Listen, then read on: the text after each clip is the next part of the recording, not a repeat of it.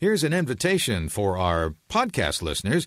If you have a stock that you've been researching, or maybe you've gotten strong recommendations from a trusted source, get a second opinion from Steve and win a subscription to our weekly KPP Premium newsletter. It's our Pitch Your Stock contest. You can call with a stock that you see as a winner, and if we agree, you'll get that year's subscription to our KPP Premium newsletter.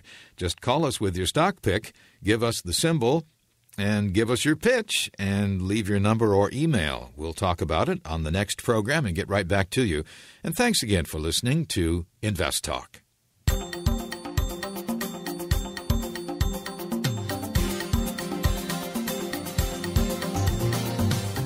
Welcome to our 1-hour meeting of the minds about money, your money. This is Invest Talk, made possible today and every day by KPP Financial. It's about managing risk while looking for profits, putting the money you worked for to work for you. And now, filling in for host Steve Peasley, our KPP Associate Money Managers, Registered Investment Advisors, Justin Klein and Jason Toper. Good afternoon and welcome to our Friday edition of Invest Talk. It was a wild week in the market, and our job every day here on Invest Talk is to help you make the most of your financial future. We all work hard and we all want to invest our money right, and especially in this environment, it's definitely not easy to make money, as it really shouldn't ever be. It should never be easy to make money. So that's why you have to educate yourself and continue to work at it, and that's what we do every day, and we help other people try to do the same as well. Now, our talking point today is, are you smart enough to survive this? It's an article from Motley Fool, and it talks about the upcoming markets over the next few years, and are you smart enough to get through what is going to be a very treacherous but potentially profitable market going forward. So we'll get into that more. But today was an interesting day in the market, and there was a lot of news, and it was up and down, but it ended up on a pretty good note. Yeah, it was definitely a mixed day. Obviously, the major story for the Dow Jones was GE having lackluster earnings and concerns about, are they going to cut their dividend in the future? Are they going to have that cash flow from their infrastructure companies to pay for that going into the future? And the NASDAQ was up today on the highlight of Google, and Google had better than expected earnings. So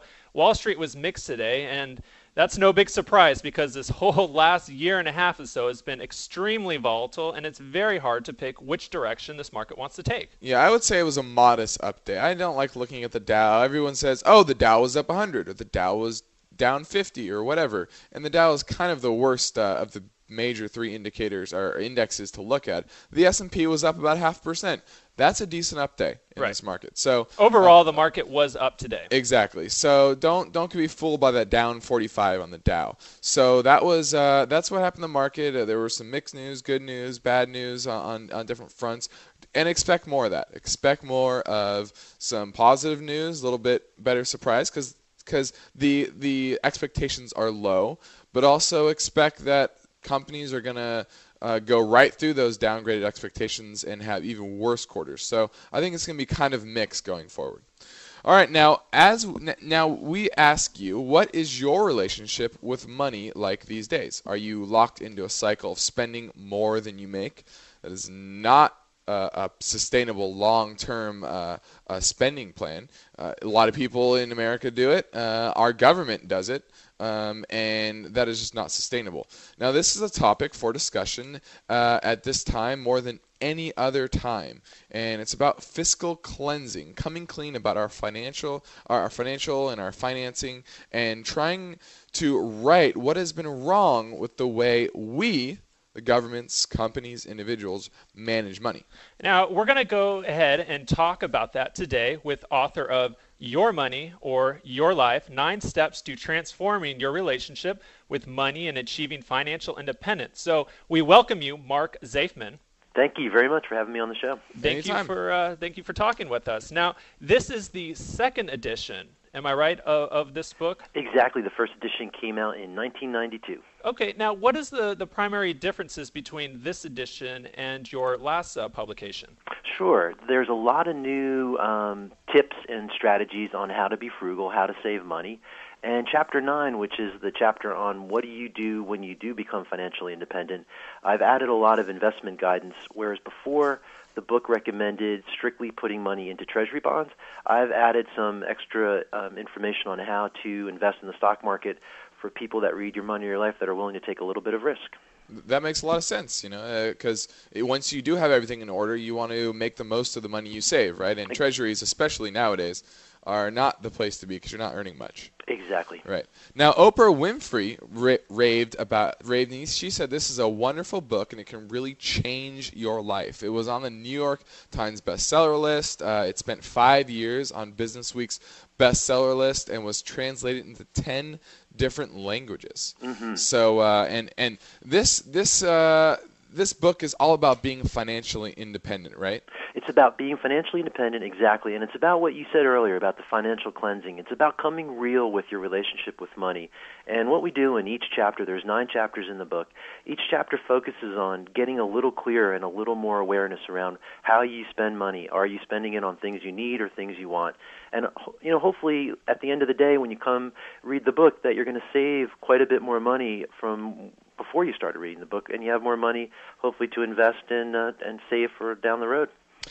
Now, I do agree with you that how you quoted that lowering your expenses will increase your fulfillment or happiness in life, but a lot of the amount of expenses and people who spend their money is all built on the habit of spending money. How do we break that habit and become a more frugal society? That's exactly right. That's exactly what it is. It is a habit. And part of what we're doing is actually transforming your relationship with money. And what I mean by that is fundamentally looking at the habits that you've bought into. Perhaps, thinking about things that you buy unconsciously, going to the store and just buying stuff without even giving it a second thought, watching TV and getting hooked into some of the advertisements. So what we're doing in baby steps, which is literally step by step, is having you really explore why you're buying things, why you're spending money. Is it bringing you fulfillment, or is it just something that you're doing just to get a little bit of a rush for spending money? So in a very conscious and a very deliberate way, you're really re-looking at the way you've lived your life with money, and perhaps for the first time in your life thinking about, do I need this? Do I really want this, or is this just money I'm wasting and throwing away? So it's not just cut everything across the board. It's reassessing where every dime goes, right? And making sure that all that money that you really are spending, because you always have to spend some money, exactly, is going to places that are going to make your life more comfortable, freer, and just happier in general, right? That's exactly right. And it's looking at putting your money and your life in alignment with your purpose and your values. And what is important to me? Is the money I'm spending, does that mean something to me? Does it comport with my values? Is it in alignment with my values? So it's a whole systems approach to how you live your money and your life together. And that's really been helping people. And on average, when people really commit to reading the book, and it does take some discipline because it's not easy, it's not sugar or candy, it does take a little bit of rolling up your sleeves and really getting in there and digging into a topic that is very challenging for a lot of people. We've noticed on average people are saving and spending 25% less 6 months after they've read the book. And again, like you said, people do need to spend money. But when you start focusing and bringing your awareness to, am I spending money on things that are just silly, or am I spending money on things that really mean something to me, you do just by the process really start spending a lot less money. Yeah. And you spend less money, and doesn't that really help your relationships with your partner, your children in general? Because money is a big root of a lot of issues, emotional issues that everyone